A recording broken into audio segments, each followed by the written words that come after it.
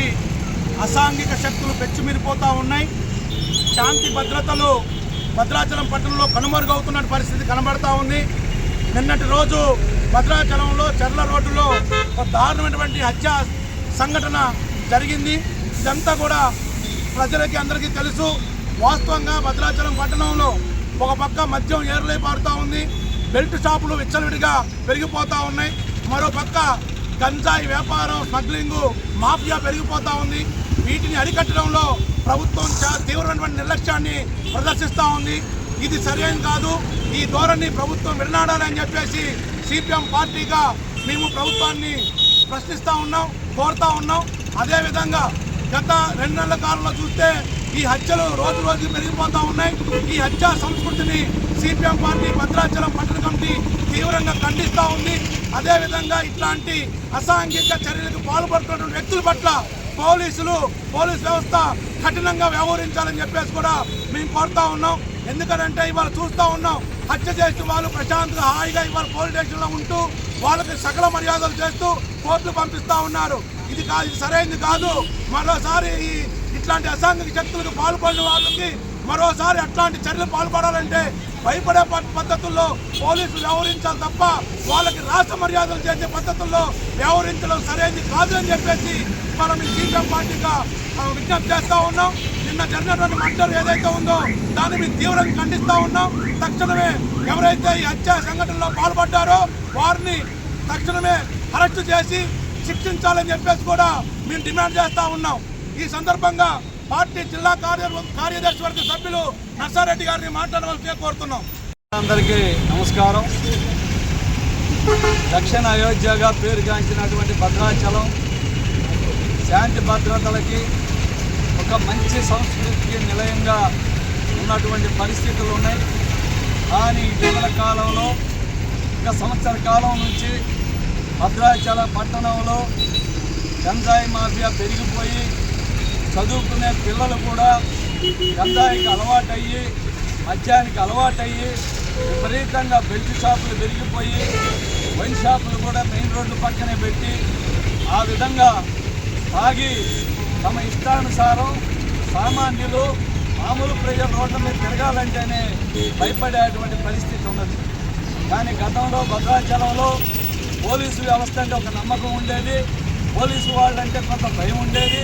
కానీ ఇటీవల కాలంలో చూస్తే ఆ భయం అనేది ఎవరికి లేదు. చూసాం, వరుసగా మర్డర్లు జరుగుతూ ఉన్నాయి. ఏమిటి సంస్కృతి? దక్షిణ అయోధ్యగా పేరుగాంచినటువంటి భద్రాచలంలో ఓ పుణ్యక్షేత్రంలో ఇటువంటి మర్డర్ల సంస్కృతి ఉంటే ఈ ఊరు ఏ విధంగా డెవలప్ అవుతుందని సిపిఎం పార్టీగా మేము ప్రశ్నిస్తున్నాం. కాబట్టి ఇటీవల కాలంలోనే ఒక 2-3 నెలల క్రితం ఒక మర్డర్ జరిగింది, అంతకుముందు ఒక మర్డర్ జరిగింది, మరలా నిన్న మర్డర్ జరిగింది. ఏమిటి సంస్కృతి? కాబట్టి ఇది కేవలం పోలీసు వాళ్ళంటే భయం లేక ఒక రౌడీ మూకలు తయారయ్యి ఇవాళ పట్టణంలో విచ్చలవిడిగా తిరుగుతూ ఈ విధంగా మర్డర్ల సంస్కృతికి తెరదీసినటువంటి పరిస్థితి ఉన్నది. ఇది సరైన విధానం కాదు.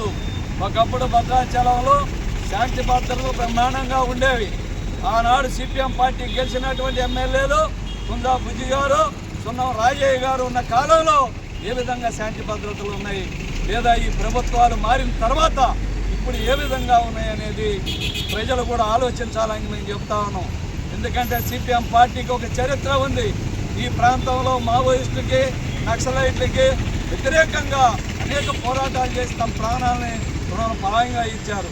అదేవిధంగా భద్రాచలంలో రౌడీ సంస్కృతికి వ్యతిరేకంగా ఇక్కడ ఉన్నటువంటి ఎమ్మెల్యేలు కృషి చేశారు. అందుకని ఆ విధంగా చేయటం వల్ల శాంతి భద్రతలు ఆనాడు కంట్రోల్లో ఉన్నాయి. కానీ ఇవాళ ఇసుక మాఫియా, మద్యం మాఫియా, గంజాయి మాఫియా, అన్ని మాఫియాలకి ఇవాళ ప్రభుత్వంలో ఉన్నటువంటి అధికారులు అదేవిధంగా ప్రజాప్రతినిధులు కూడా తోడు ఉండటం వల్లే ఇవాళ ఇవన్నీ పెచ్చమీరుతున్నాయి, పెచ్చలవిడిగా పెరుగుతున్నాయని చెప్పి మేము సిపిఎం పార్టీగా చెప్పదలుచుకున్నాం. కాబట్టి ఇప్పటికైనా పట్టణంలో ప్రజలు నిన్న జరిగిన మర్డర్ ఏంటంటే అది రోడ్డు మీద పట్టపగలు తాగి తందనాలాడి రోడ్డు మీద పొడుచుకుంటా ఉంటే కూతవేడు దూరంలో పోలీసులు ఉంటే, పోలీస్ స్టేషన్ ఉంటే ఆపగలిగారా? పబ్లిక్గా అరగంట సేపు రాళ్ళు ఇసురుకుంటూ ఆ విధంగా కొట్టుకుంటూ ఉంటే ఇవాళ పోలీసు వ్యవస్థ నిద్రపోతుందా అని చెప్పి సిపిఎం పార్టీగా మేము ప్రశ్నిస్తున్నాం. కాబట్టి ఈ సంస్కృతి మంచిది కాదు, ఎందుకులే మన దాకా వస్తే చూసుకోవచ్చులే అనుకొని చాలామంది దీని మీద రియాక్ట్ అవ్వట్లేదు. మేము కాబట్టి భద్రాచలపట్నం ప్రజలకు పిలిపిస్తున్నాం.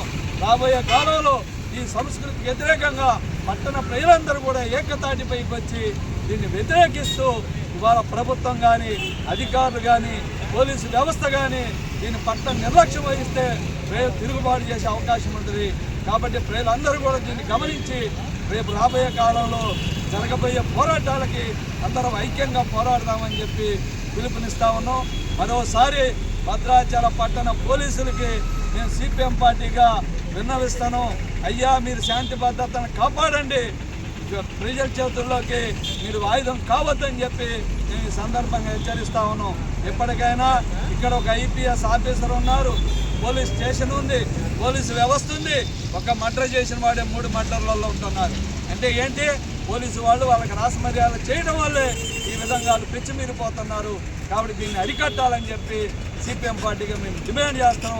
పట్టణ ప్రజలు కూడా ఆలోచించాలని చెప్పి మేము కోరుతా ఉన్నాం. ఈరోజు సిపిఎం ఐక్య ఆధ్వర్యంలో ఇక్కడ నిరసన కార్యక్రమం చేయడం జరిగింది. నిన్న సజ్జా రవి అనే వ్యక్తిని రాజుపేట ప్రాంతంలో హత్య చేయడం అనేది జరిగింది. ఈ హత్యకి కారణం ఎక్కువగా మద్యం, అలాగే గంజాయి. ఈ గంజాయి మద్యం మత్తులో ఏం చేస్తున్నారో వాళ్ళకి తెలియడం లేదు. ఈ గంజాయి మద్యం ఎక్కువ అవటం వలన యువత ఎక్కువగా పాడైపోతున్నారు. మేము ఇంతకు ముందే సిఐ గారికి మేము చెప్పాము, ఏమండి రాజుపేట వద్ద గంజాయి ఎక్కువగా జరుగుతుంది, మహిళలు వెళ్ళడానికి చాలా ఇబ్బందులు పడుతున్నాము. ఈ గంజాయి మత్తులో ఉండి కనీసం మహిళలకి దారి కూడా ఇచ్చే పరిస్థితి కనిపించడం లేదు. కాబట్టి మీరు ఖచ్చితంగా రోజుకి 2-3 సార్లు పెట్రోలింగ్ చేయాలి అని చెప్పేసి నేను సిఐ గారికి కూడా చెప్పడం జరిగింది. కానీ ఎక్కడ కూడా పోలీసు వారు ఈ పెట్రోలింగ్ ఎక్కువగా చేయడం లేదు. దానివలన పోలీసులంటే భయం లేకుండా ఈ మద్యం, ఈ గంజాయి మత్తులో వాళ్ళు ఏం చేస్తున్నారో తెలియని పరిస్థితి ఉంది. ఇప్పటికే భద్రాచలంలో 3 మర్డర్లు జరిగాయి. అయినా కూడా పోలీసు వారు